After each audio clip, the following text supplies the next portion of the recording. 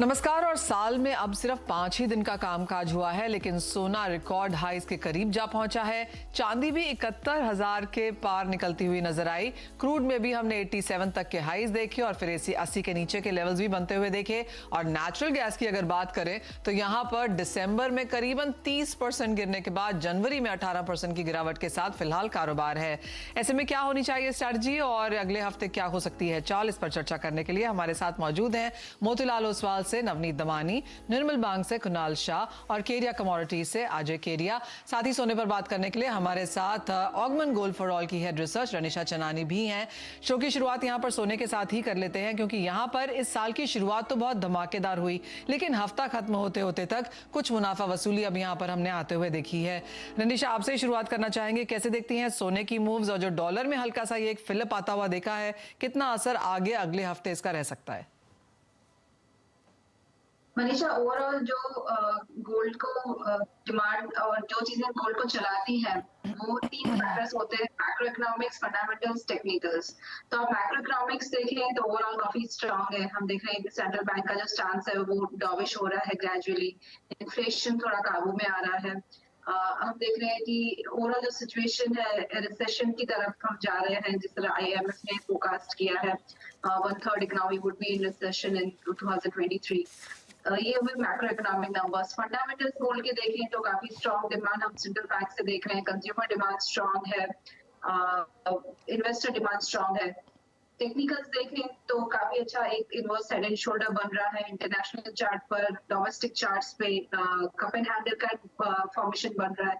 तो ये सारे फैक्टर्स अब देखेंगे गोल्ड के लिए सब के सब पॉजिटिव है। मुझे नहीं लगता कोई एक नेगेटिव फैक्टर अभी है जो गोल्ड की प्राइसेस को नीचे लेके जाएगा। सिर्फ एक रिट्रेसमेंट आ सकता है, क्योंकि बहुत रन अप आया है पिछले 2 महीने में, प्राइसेस 10% बढ़ी है। तो मुझे लगता है यहाँ से थोड़ा 1000-1500 पॉइंट का एक प्रॉफिट बुकिंग आ सकता है। That would be very good opportunity in fact to buy in gold. तो वहां पे बाइंग करना चाहिए। और कोई रेंजेस जो आप यहाँ पर देख रही हैं, जब आप कह रही हैं कि मुनाफा वसूली आ सकती है, किन लेवल्स तक आ सकती है? मुझे लगता है यहाँ पे हम देख सकते हैं कि 53,500 से 54,000 तक अगर प्रॉफिट बुकिंग आती है तो that would be very good level to buy and enter in gold positions. 2023 का टारगेट मुझे 60,000 तक लग रहा है। यहाँ पर मुनाफा वसूली देखने को मिल सकती है, लेकिन अच्छे रिबाउंड की एक्सपेक्टेशन भी यहाँ से है। कुणाल, आप कैसे देखते हैं प्राइसेस सोने की अब यहाँ पर आने वाले हफ्ते में, और क्या करने की राय होगी? मेरी राय में आने वाले हफ्ते में ये आज का जो नॉन फार्म पेरोल्स का डेटा है वो बहुत ही इंपॉर्टेंट ट्रिगर रहेगा गोल्ड के लिए। कल हमने देखा था कि जैसे जैसे हम गोल्ड के यूएस से डेटा स्ट्रांग आ रहा है, ऐसे ऐसे थोड़ा बहुत गोल्ड में हम प्रॉफिट टेकिंग देख रहे हैं, क्योंकि डॉलर स्ट्रांग हो रहा है। सो आज अगर नॉन फार्म पेरोल्स का डेटा एक्सपेक्टेशन से कम आता है तो डॉलर फिर से कमजोर हो जाएगा और उसके पीछे गोल्ड में एक रैली आएगी। फिलहाल इमीडिएट बेसिस पे गोल्ड ने जो अभी 1870 के आसपास, वहां पे गोल्ड अभी एक बार ये मंथ में इमीडिएटली ना बढ़ पाए, बट ग्रेजुअली धीरे धीरे बढ़ेगा। सो 1870-75 पे शायद रुक सकता है, क्योंकि यूएस से जॉब के डेटा लगातार स्ट्रांग आ रहा है। सो थोड़ा बहुत करेक्शन आ सकता है गोल्ड में 1820-1825 के आसपास गोल्ड आ सकता है। वहां पे अक्यूमुलेट करना चाहिए लॉन्ग टर्म के लिहाज से, बट ओवरऑल ट्रेंड गोल्ड में तेजी का ही रहेगा। तो यानी कि एक बेहतर सपोर्ट यहाँ पर 1820 के लेवल्स पे आ सकती है, जहां पर आपको खरीदारी करनी है। नवनीत, इंडियन मार्केट्स में क्या सेंस देखेंगे आप, क्योंकि जिस तरह से डॉलर इंडेक्स में उछाल आया, रुपए में हल्की सी गिरावट है, उसका कितना असर इंडियन मार्केट्स में पड़ेगा? मिस्टर जी, रनिशा जी ने काफी सारे फंडामेंटल फैक्टर्स और टेक्निकल पैरामीटर्स बता दिए, पर मुझे लगता है कि रिट्रेसमेंट जो है वो थोड़ा सा गहरा सकता है और हमने काफी शार्प रनअप देखा है। कल के शो में भी हमने ये डिस्कस किया था कि गोल्ड और सिल्वर दोनों में एक रिट्रेसमेंट ड्यू है, और कल हमने करीब 600 से 650 पॉइंट का फॉर्म देखा है। आज के सत्र में मुझे लगता है कि नॉन फार्म पेरोल डेटा के बाद एक रिएक्शन कोई भी डायरेक्शन में देखने मिल सकता है, बट इवेंचुअली 1000 से 1500 पॉइंट का करेक्शन आए बिना गोल्ड में नेक्स्ट अप मूव सस्टेनेबल नहीं रहेगा। तो मेरे हिसाब से बाय ऑन डिप्स की स्ट्रेटेजी रखनी चाहिए और 53,500 के रेंज में मिले तो ज्यादा बेटर एंट्री पॉइंट रहेगा। फिलहाल के लिए सेल और रैली का स्टांस अपना।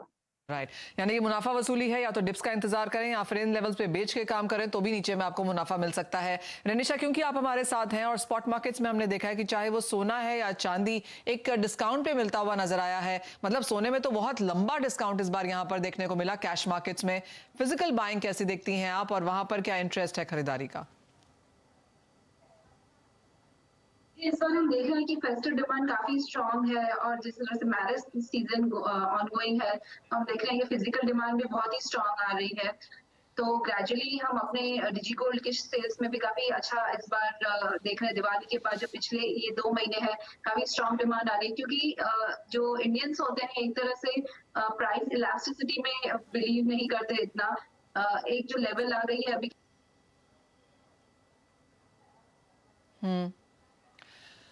ऑलराइट, तो खरीदारी यहाँ पर निचले स्तरों में लगातार बनती हुई नजर आई है, चाहे वो फ्यूचर्स मार्केट है, इंटरनेशनल स्पेस है या फिर फिजिकल बाइंग है, यहाँ पर भी सपोर्ट है। बात अब यहाँ पर चांदी की कर लेते हैं और अजय, यहाँ पर भी मुनाफा वसूली है। ऑलमोस्ट 71,000 का लेवल छूने के बाद अब 68,000 के आसपास के स्तर। भारतीय बाजारों में भी मुनाफा वसूली यहाँ पर गहराई है। कैसे देखते हैं आप करंट लेवल्स, और आप भी कहेंगे खरीदारी के लिए और डिप्स का इंतजार करना चाहिए? अगले हफ्ते की क्या रेंज रह सकती है? Good evening मैजिल।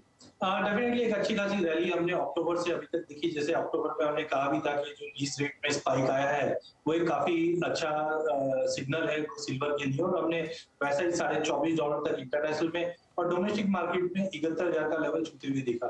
टाइमिंग मुझे लगता है मार्केट में प्रॉफिट बुकिंग ड्यू है, क्योंकि हमने अभी तक देखा कि कभी भी फेड के रेट हाइक या मिनट्स होते हैं उससे पहले सोने चांदी में गिरावट रहती है और उसके बाद एक रैली अप होती है। इस बार मुझे लगता है कि एक प्रॉफिट बुकिंग जो एक्सपेक्टेड था मिनट्स के बाद आना चाहिए वो इन लाइन है। तो डॉलर टर्म में मुझे लगता है $21-21.5 तक का एक पुलबैक पॉसिबल है इंटरनेशनल में। वहीं डोमेस्टिक मार्केट में मुझे लगता है कि 64,500 से 65,000 तक का एक पुलबैक पॉसिबल है। तो ये अगर अगले 7 से 10 दिन की बात करें तो मुझे लगता है प्राइसेस आराम से कंफर्टेबली 65,000 के करीब चांदी मिलनी चाहिए। वहां से आप एक फ्रेश रैली करके चलिए। ओवरऑल जैसे मैंने 2023 के आउटलुक बताए, फंडामेंटल्स को देखते हुए और जिस ढंग से ETF में बाइंग लौटी है, ये मुझे लगता है कि 90,000 का लेवल डोमेस्टिक मार्केट में दिखा देगा। बट इमीडिएट में मुझे लगता है ज्यादा हाई नहीं करना चाहिए, क्योंकि 71,000 एक ऐसा लेवल रहा है पिछले अगर आप 2-3 सालों से भी देखें तो प्राइसेस बार बार में 70-71 का लेवल छूने के बाद एक साइकोलॉजिकल प्रॉफिट बुकिंग हिट करती है। तो आई थिंक थोड़ा वेट करना चाहिए। 65,000 तक का लेवल चांदी में देखने को।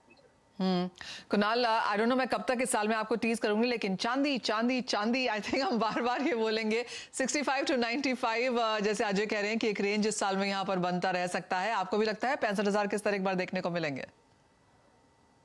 जी हाँ, अगर आप लेवल्स की बात करेंगे 65,000 इज नथिंग। मतलब सिल्वर में 3-4-5% का correction is very very common phenomenon. So आ सकता है, ऐसा नहीं आ सकता है, क्योंकि अभी फिलहाल जो सबसे बड़ा हेडविंड्स है गोल्ड और सिल्वर के लिए वो है यूएस की ओर से जो जॉब डेटा आ रहा है वो कंटिन्यूअस हॉकी स्टांस दिखा रहा है। कल भी हमने फेड के सीनियर मेंबर से स्टेटमेंट आते हुए देखे थे, उसमें एक ही चीज कहा जा रहा है कि ये जो बैलेंस शीट का रिडक्शन है वो आने वाले 10 से 12 महीने और या फिर even higher than that it can go. So अभी तक फिलहाल फेड की बैलेंस शीट से $500 बिलियन कम हुए हैं।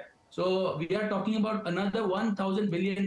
So $8 ट्रिलियन बैलेंस शीट और रिडक्शन की बात है। So that generally जब ऐसा होता है तो इकोनॉमी में इसके कारण स्लो डाउन आता है, और इकोनॉमी में स्लो डाउन आता है उसके बाद कहीं ना कहीं ये जो रेट हाइक करना है वो भी बंद हो जाता है, बैलेंस शीट रिडक्शन भी बंद हो जाता है।